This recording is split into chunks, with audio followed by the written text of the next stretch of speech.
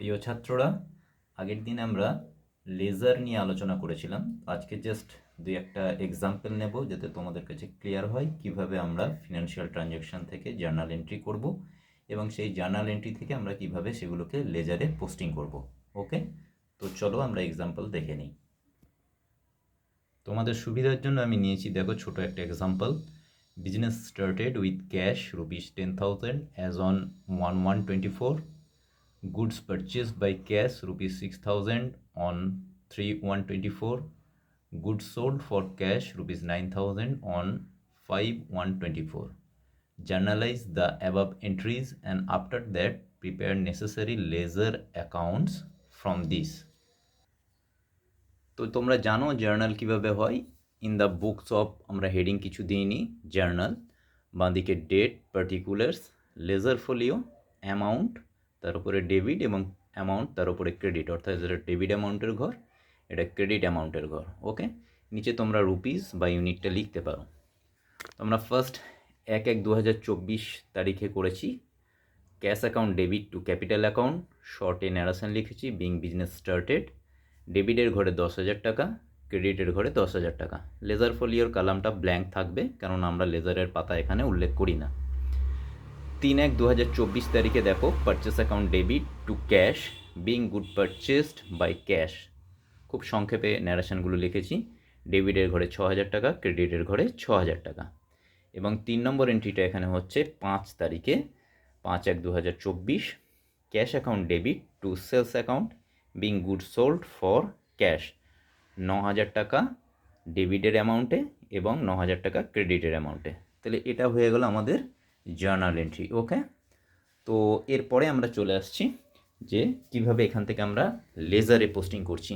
দেখো প্রথমে ছিল cash account debit to capital account.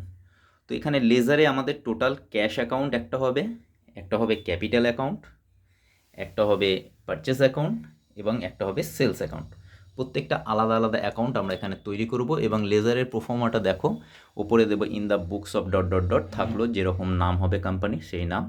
Cash account, তার বাঁ দিকে ডেবিট সাইড থাকছে, ডান দিকটা থাকছে ক্রেডিট সাইড। ওপরে কর্নারে আমরা ডেবিট এবং ক্রেডিট লিখব। এখানে প্রোফর্মা হবে ডেট, পার্টিকুলার্স, জার্নাল ফোলিও, কলামটা সাধারণত ব্ল্যাঙ্ক থাকবে, অ্যামাউন্টের নিচে তোমরা রুপিস লিখতে পারো। এবং ঠিক বাঁ দিকে যেমন date, particulars, journal folio, amount লিখলাম, ডান দিকেও ঠিক তেমনি ডেট, পার্টিকুলার্স, জার্নাল ফোলিও এবং অ্যামাউন্ট এই কলামগুলো হবে। ওকে, তো প্রথমে আমাদের যে এন্ট্রিটা করেছিলাম জার্নালে cash account debit to capital, তাহলে এটাকে আমরা কীভাবে পোস্টিং করব? Cash account debit to capital. দেখো 1/1/2024 তারিখে cash account debit to capital বলে আমরা এটাকে লিখব এবং অ্যামাউন্টের ঘরে 10,000 টাকা লিখবো, এখানে কোনো ন্যারেশন লিখবো না।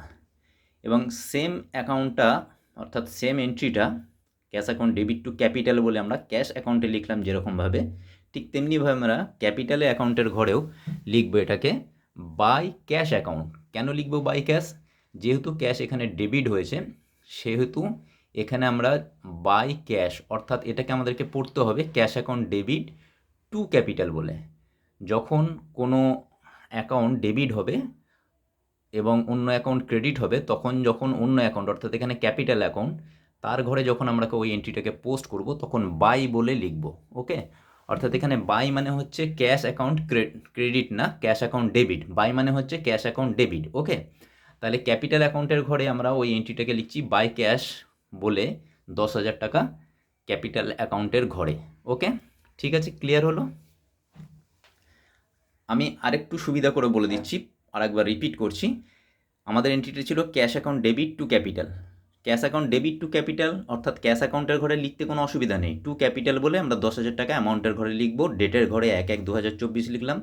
কিন্তু যখন ক্যাপিটাল অ্যাকাউন্টে ওটাকে পোস্টিং করব তখন আমরা বাই ক্যাশ বলে লিখব, অর্থাৎ ডান দিকে লিখব বাই ক্যাশ এবং ক্যাপিটাল অ্যাকাউন্টকে এখানে 10,000 টাকা আমরা ক্রেডিট করছি। ওকে, সেই হিসেবে বাই ক্যাশ অ্যাকাউন্ট বলে আমরা 10,000 টাকা লিখলাম ক্রেডিট সাইডে।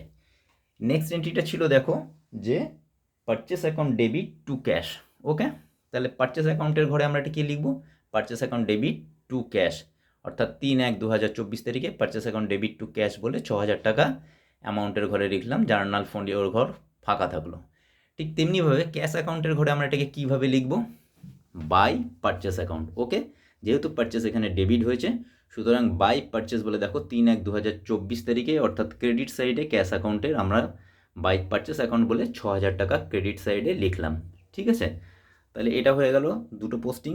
লাস্ট এন্ট্রিটা ছিল আমাদের cash account debit to sales. Okay, তাহলে এটাতে সমস্যা নেই, cash account debit to sales বলে আমরা 5/1/2024 তারিখে cash account debit to sales বলে এখানে 9,000 টাকা লিখলাম ডেবিট সাইডে ক্যাশ অ্যাকাউন্টের।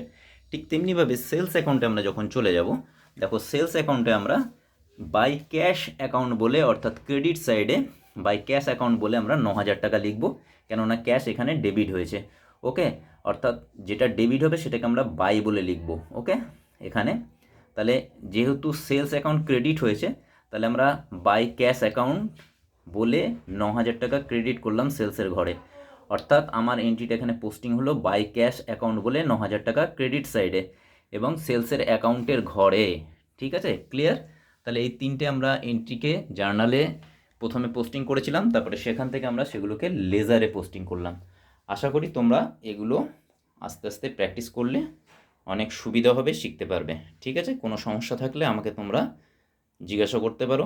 আমরা ক্লাসেও পড়েছিলাম জার্নাল থেকে লেজার পোস্টিং, তো এরপরে আমরা নেক্সট ডে আলোচনা করব ক্যাশ বুক নিয়ে।